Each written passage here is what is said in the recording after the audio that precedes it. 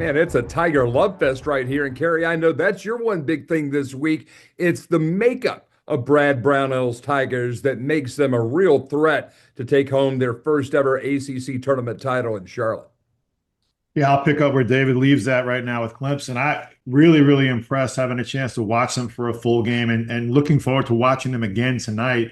I know David's been banging the Chase Hunter drum, and rightfully so, one of a handful of players who have played a multitude of games in their 6 years, and only 2 in 6 years, some in 5. And we'll talk about where those stats lie in terms of the national ranks of how many guys are now playing in their 150 plus games.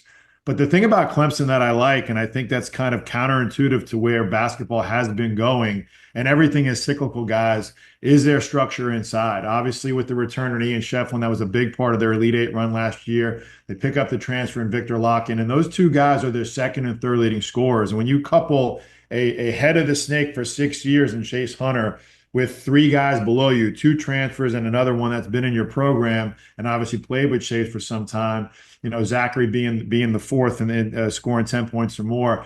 I was really impressed with how they were able to attack and kind of limit the ability of Duke to go through their 1 to 5 switches.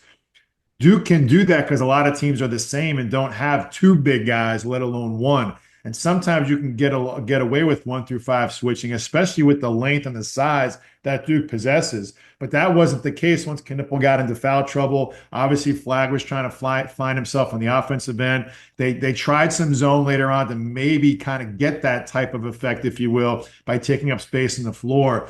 But I thought Clemson was really effective in utilizing their bigs. And this is something to keep an eye on. And I think something that can be an effective way to get into that second weekend, not just with an experienced and attacking point guard. And by the way, the chase down block from behind on Chase Hunter absolutely jumped myself and my son. We were watching the game out of nowhere.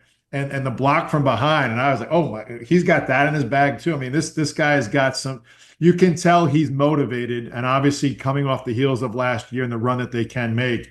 I'm really excited about Clemson and the fact that David brought up, it could be a Clemson-Louisville semifinal if it stays the way it is. Those two battling to get a chance to go at Duke will be a heck of a game to watch in Charlotte.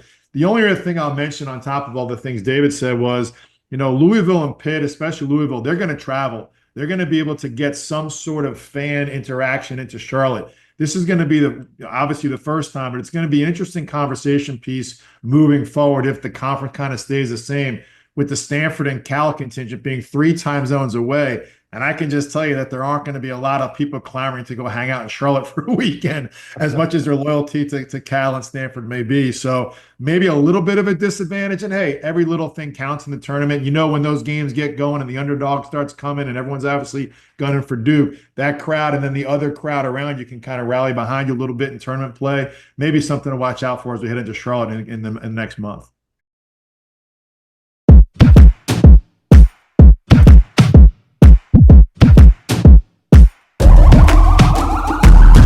This is the moment we waited for. Everything you want is right here. We gon' give them what they came for. We gon' take it up from last year. Shoot on my shot, boy, I'm long range. Me and the team on the same thing. Stayed down, never switched up. Only thing changed was the game. I'm in the zone now. Nothing can change what we on now. When I pull up, know it's going down. Foot on the gas, ain't no slowing down. Aiming for greatness, no settling. Kick down the doors, they won't let me in.